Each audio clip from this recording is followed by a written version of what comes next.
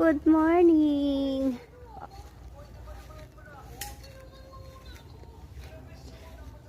Ayan na guys yung in-overtime ni Habi kagabi. Ito na. Ayan.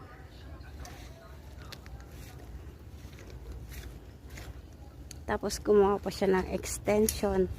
Ito daw yung para sa kalabasa. At ito naman yung para sa sayote. Ayan. Hindi pa tapos. Yung kalabasa ko guys. Oh, ayan. Nagsanga na siya. Ayan. Tapos yung sayote ko nakapwesto na rin. Ayan siya oh.